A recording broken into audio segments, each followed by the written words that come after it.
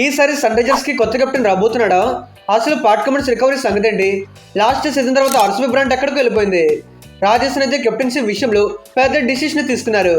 DCM IPL దగ్గర పడుతున్న టైంలో ఇప్పుడు కోచింగ్ స్టాఫ్ లోకి ఇంట్రెస్టింగ్ చేంజ్ చేశారు. Gujarat and Punjab practice camps పైన అదిరిపోయే న్యూస్ ఉంది. Also schedule and starting dates గురించి ఒక క్లారిటీ వచ్చేసింది. ఇలా ఒకటండి, రీసెంట్ గా వచ్చిన టాప్ లెవెల్స్ అప్డేట్స్ అన్ని ఈ వీడియోలో తెలుసుకుందాం. ఐపీఎల్ దగ్గర పడుతుంది కాబట్టి ఎక్కడి నుండి డైలీ అప్డేట్స్ కూడా చేస్తూ ఉంటాం. ఐపీఎల్ పైన ఇలాంటి కంటెంట్ మీకు ఇంకెక్కడ దొరకపోవచ్చు. ఒకసారి సబ్స్క్రైబ్ చేసుకుంటే మీకు కావాల్సిన కంటెంట్ తీసుకొస్తూనే ఉంటాను. సో ఇంకా పోయి లేట్ మామా, ఈ సబ్స్క్రైబ్ అయితే కొట్టేసండి. Let's begin the matter. First update చూసుకుంటే ఫైనల్లీ రాజస్థాన్ రాయల్స్ వాళ్ళ కొత్త కెప్టెన్ ని అపాయింట్ చేసుకున్నారు. రియాన్ పరాగ్ మా కెప్టెన్ అంటూ అఫీషియల్ అనౌన్స్ చేశారు. అయితే జడేజా, రియాన్ పరాగ్, ధ్రువ్ జురెల్ అండ్ జైస్వాల్ వీళ్ళంతా కెప్టెన్సీ కోసం పోటీ పడ్డారు. మరి ఎంతమంది ఉన్నా కానీ జడేజాకే ఇస్తారనుకున్నాం. బికాజ్ ఇతన్ని ట్రేడ్ చేసుకున్నప్పుడే ఒక బజ్ వినిపించింది. అదేంటంటే జడేజా టీం కెప్టెన్సీ డిమాండ్ చేశాడు. దానివల్ల 18 కోట్ల నుండి 14 కోట్లకి తగ్గి మరీ ఒప్పుకున్నారు అని ఆఫ్ కోర్స్ డిమాండ్ చేసి ఉండొచ్చు. కాకపోతే రాజస్థాన్ మేనేజ్మెంట్ దానికి నో చెప్పారేమో అనిపిస్తుంది. నిజంగా కెప్టెన్సీ డీల్ మీద ఒప్పుకొని ఉంటే ఈరోజు జడేజానే కెప్టెన్ గా ఉండేవాడు. ఆ డీల్ పెట్టుకోలేదు కాబట్టి పరాగ్కి కెప్టెన్ గా చేశారు. ఇక్కడ జడేజా కాకుండా పరాగ్ తప్పిస్తే వేరే కెప్టెన్సీ ఆప్షన్ లేదా అంటే ఆప్షన్లు ఉన్నాయి. ఇంటర్నేషనల్ క్రికెట్ లో ఆడుతున్న జైస్వాల్ అండ్ ధ్రువ్ జురెల్ అంటే బిగ్ ఆప్షన్స్ ఉన్నాయి. ధ్రువ్ జురెల్ ఇండియాకి ఆడుతున్నా ఫోన్ ఇప్పుడిప్పుడే ఎమర్జ్ అవుతున్నాడు. ప్రాపర్ లీడర్ గా ఎస్టాబ్లిష్ అవ్వలేదు, అందుకే కెప్టెన్సీ ఇవ్వలేదు అనుకుందాం. అలాంటప్పుడు ఫ్యూచర్ సూపర్ స్టార్ గా కనిపిస్తున్న జైస్వాల్ కి ఇవ్వకపోవడం అనేది బిగ్గెస్ట్ ఫూలిష్ థింగ్ అని అనిపిస్తుంది. స్ట్రైట్ ఫార్వర్డ్ గా చెప్పాలంటే జడేజా తప్పిస్తే ఇతను మాత్రమే కెప్టెన్సీ తీసుకోవడానికి టోటలీ డిజర్వ్. ఎలా అంటే day by day Jaiswal Indian cricket లో ర్యాపిడ్ గా గ్రో అవుతున్నాడు. ఇప్పటికే 3 ఫార్మాట్స్ లో ఇంపార్టెంట్ ఆటగాడిగా మారిపోయాడు. నెక్స్ట్ టీమిండియాకు చూసుకున్నా కాబోయే బిగ్ ప్లేయర్ గా ఖచ్చితంగా మారతాడు. దాంట్లోనే జైస్వాల్ కంటే ఒక బ్రాండ్ ఉంది. లాస్ట్ కొన్ని ఇయర్స్ నుండి అటు ఐపీఎల్ ఇటు ఇంటర్నేషనల్ క్రికెట్ లో బాగా పర్ఫామ్ చేయడంతో ఒక సర్టన్ ఫ్యాన్ బేస్ ని కూడా బిల్డ్ చేసుకున్నాడు. అలాంటి ఇతన్ని కాకుండా రియాన్ పరాగ్ ఇవ్వడం అంటే డెఫినెట్లీ ఆలోచించాలి. మరి పరాగ్ని 2019 సీజన్ నుండి గ్రూమ్ చేసుకుంటున్నారు. లాస్ట్ కొన్ని సీజన్స్ లో బ్యాకప్ కెప్టెన్ గా చేస్తున్నాడు. మంచి బ్యాటర్, మరి ఇతనికి ఇవ్వడంలో తప్పేంటి అని కొంతమంది అనుకోవచ్చు. ఆఫ్ కోర్స్ నిజమే, కాకపోతే మీ దగ్గర ఇంకా బెటర్ ఆప్షన్స్ ఉన్నప్పుడు పరాగే ఎందుకు అనిపిస్తుంది? మీరు జైస్వాల్ తో కంపేర్ చేసుకుంటే పరాగ్ గొప్ప బ్యాటర్ ఏమీ కాదు. కన్సిస్టెన్సీ పరంగా చూసుకున్నా పరాగ్ ఎప్పుడు ఎలా ఆడతాడో అతనికే తెలియదు. అదర్వైజ్ జైస్వాల్ ఎప్పుడు టాప్ ఫామ్ లో రాణిస్తుంటాడు. In case Parag completely form ని పడుకోబెట్టేస్తే ఫెయిల్ అవుతున్న బ్యాటర్ని పక్కన పెడతారా, లేకపోతే కెప్టెనే కదని ఆడిస్తారా? ఇదే మేనేజ్మెంట్ ఆలోచించుకోవాల్సింది. ఆల్సో యాజ్ ఎ లీడర్ గా జైస్వాల్ కి పెద్దగా ఆపర్చునిటీస్ రాలేదు. అదే పరాగ్ కి మాత్రం మేనేజ్మెంట్ బాగా చేసి మరీ అవకాశాలు ఇచ్చారు కాబట్టి కొన్ని గేమ్స్ లో లీడ్ చేస్తున్నాడు. అండ్ ఇప్పుడు అసెంబ్లీ డొమెస్టిక్ సర్కిట్ లో లీడ్ చేస్తున్నాడు. మరి జైస్వాల్ కి లీడర్షిప్ ఎక్స్పీరియన్స్ లేదు, పరాగ్కి ఎక్స్పీరియన్స్ ఉంది. ఈ విషయాన్ని బేస్ చేసుకుని తీసుకున్నారంటే ఇక్కడ మీకు నిజంగా ఎక్స్పీరియన్స్ మ్యాటర్ అయితే జడేజాని మించిన సీనియర్ ప్లేయర్ ఎవరు ఉండకపోవచ్చు. ఏదైనా ఒక 2 years కెప్టెన్సీ ఇచ్చి అప్పటి వరకు పరాగ్ గారు జైస్వాల్ ని స్ట్రాంగ్ లీడర్స్ గా గ్రూమ్ చేసుకుంటే ఉండేది. అలా కాకుండా సంజును వదిలేసి జడేజా అండ్ జైస్వాల్ కి ఇవ్వకుండా పరాగ్ కి ఇచ్చారంటే ఇక్కడ క్లియర్లీ ఫేవరెటిజం కనిపిస్తుంది. ఎందుకంటే రాజస్థాన్ మేనేజ్మెంట్ అండ్ పరాగ్ కి చాలా క్లోజ్ ఫ్యామిలీ రిలేషన్స్ ఉన్నాయి. సో సొంత ప్లేయర్ ని బాగా చేసుకుంటున్నట్టు ఎవరికైనా అర్థమవుతుంది. ఇక్కడ నేను రియాన్ పరాగ్ ఎగ్నిస్ట్ కాదు, కానీ జైస్వాల్ ని పక్కన పెట్టడం కరెక్ట్ కాదనిపిస్తుంది. మీరు ఇతనికి కెప్టెన్సీ ఇచ్చుంటే ఖచ్చితంగా రాజస్థాన్ కి బిగ్ ఫేస్ గా మారుండేవాడు. ఎలా అంటే సిఎస్కేకి ధోని, ఆర్సీబీకి విరాట్, ఎంఐకి రోహిత్ లో ఒక బ్రాండ్ సెట్ చేసి ఉండేవాడు. ఇన్ఫాక్ట్ రీసెంట్ గా వచ్చిన జీటీ కూడా సేమ్ ఇదే చేశారు. టీమిండియాకి ఎమర్జ్ అవుతున్నాడు అనే టైంలో గిల్కి లీడర్షిప్ ఇచ్చారు.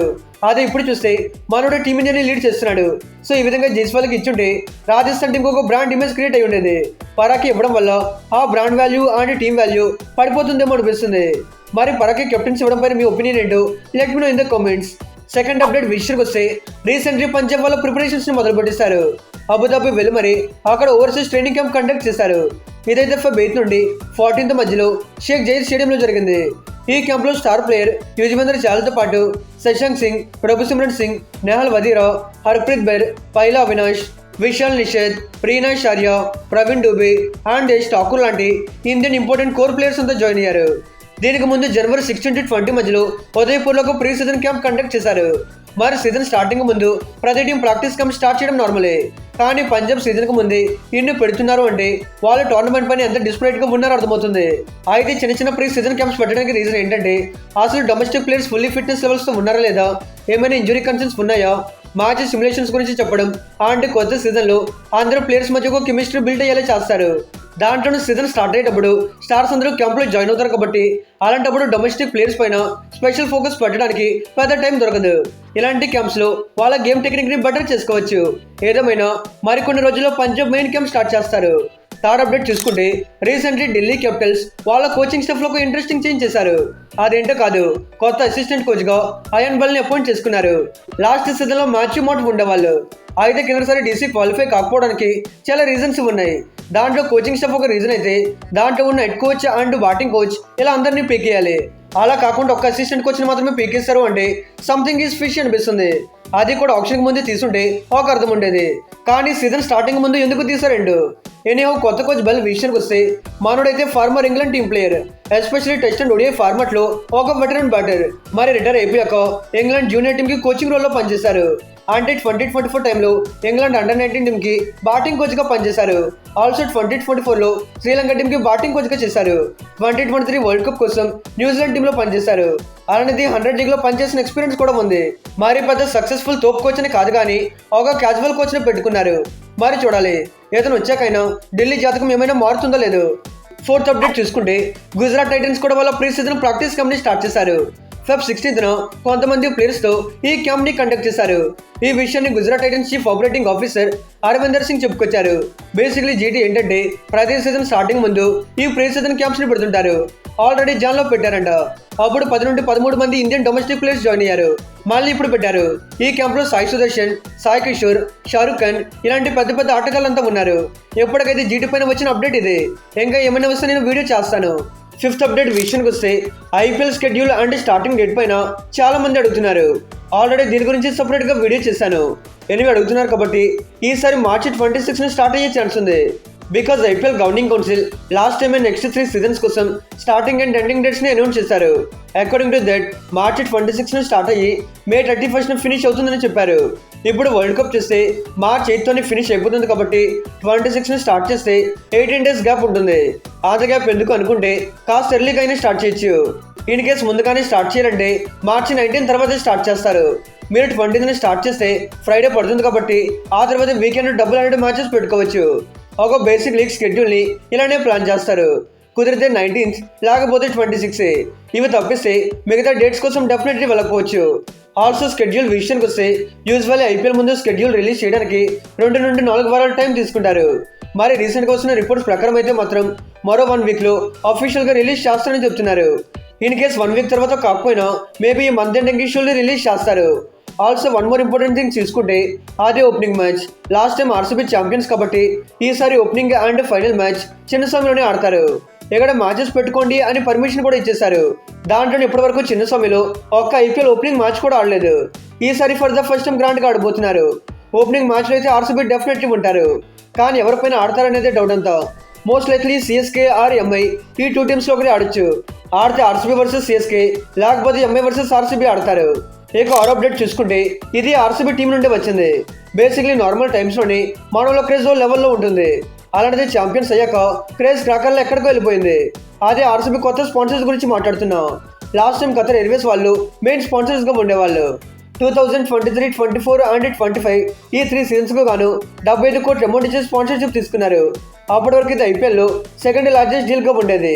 అలాంటిది ఛాంపియన్స్ అయ్యాక అన్ని బ్రాండ్స్ పోటీ పడి మరీ స్పాన్సర్షిప్ కోసం ట్రై చేస్తున్నారు. రీసెంట్లీ నథింగ్ బ్రాండ్ వాళ్ళు భారీ అమౌంట్ పెట్టి స్పాన్సర్షిప్ కొట్టేశారు. 2026 అండ్ 27 ఈ 2 సీజన్స్ కోసం 75 కోట్ల డీల్ సెట్ చేసుకున్నారు. అసలు జస్ట్ 2 సీజన్స్కి ఎంత అమౌంట్ అంటే ఆర్సీబీ బ్రాండ్ వాల్యూ ఎలా పెరిగిపోయిందో అర్థమవుతుంది. 7th అప్డేట్ చూసుకుంటే ఈసారి Sunrisers captain Pat Cummins పైన చాలా మందికి డౌట్స్ నడుస్తున్నాయి. అసలు మ్యాటర్ ఏంటంటే పాట్ కమిన్స్ ఇంజరీలో ఉన్న సంగతి మనందరికీ తెలిసిందే. లాస్ట్ డిసెంబర్లో లంబర్ బోన్ స్ట్రెస్ ఇంజరీ జరిగింది. దానివల్ల T20 వరల్డ్ కప్ లాంటి బిగ్ టోర్నమెంట్ కూడా మిస్ అయిపోయాడు. అలాంటిది ఐపీఎల్ టైంకి అసలు ఫుల్లీ రికవరీ అవుతాడా లేదా, ఇన్ కేసు మిస్ అయితే సన్ రైజర్స్కి కెప్టెన్ ఎవరుంటారు, ఇలా ఫ్యాన్స్కి చాలా డౌట్స్ ఉన్నాయి. ఫస్ట్లీ మనం తెలుసుకోవాల్సింది పాట్ ఇంజరీ గురించి. లంబర్ బోన్ స్ట్రెస్ ఇంజరీ అంటే ఇది పెద్ద సీరియస్ ఇంజరీని. దీని నుండి రికవరీ అవ్వడానికి 3 to 6 months టైం పడుతుంది.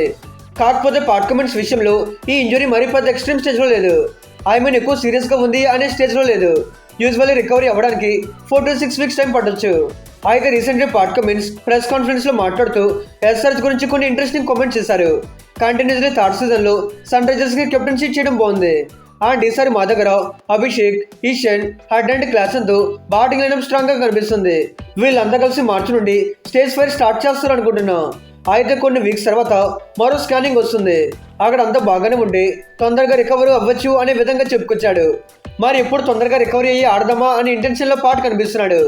ఐపీఎల్ స్టార్ట్ అవ్వడానికి ఎలా లేదన్నా మోర్ దెన్ 35 days టైం ఉంది. అంటే 5 weeks ఉంది. ఇప్పటికే పాటు రికవరీ స్టేజ్ లో ఉన్నాడు.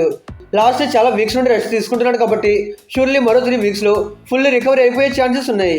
ఇన్ఫాక్ట్ చెప్పాలంటే పాట్కి జరిగింది చాలా చిన్న ఇంజురీ, తక్కువ టైంలోనే రికవరీ అవ్వాల్సింది. బట్ అన్ఫార్చునేట్లీ చాలా టైం పట్టేసింది. మోస్ట్లీ మరికొన్ని వీక్స్ లో రికవరీ అయ్యి రీహాబిలిటేషన్ స్టార్ట్ చేయొచ్చు. In case by the bad luck మళ్ళీ ఏమైనా ఇష్యూస్ వచ్చి అవైలబుల్లో లేకపోతే కనుక కెప్టెన్ గా ఎవరుంటారో అనేది బిగ్ డౌట్ గా మారింది. ఇప్పుడు మీరు టీంలో చూస్తే హెన్రీ క్లాసెన్, ఈశాన్ కిషన్, అభిషేక్ ఇలా చాలా కెప్టెన్సీ ఆప్షన్స్ ఉన్నాయి. నాకైతే మాత్రం ఈశాన్ కిషన్ ప్రాపర్ గా రిప్లేస్ చేయగలడు అనిపిస్తుంది. బికాస్ యాజ్ అ లీడర్ గా ఈశాన్ కి మంచి పొటెన్షియల్ ఉంది. దాంట్లో రీసెంట్ డొమెస్టిక్ సర్కిట్ లో జార్ఖండ్ టీమ్ కి కప్పు గెలిపించినాడు. సో మిగతా వాళ్ళకంటే ఈశాన్ చాలా మంచి ఆప్షన్ అవుతాడు.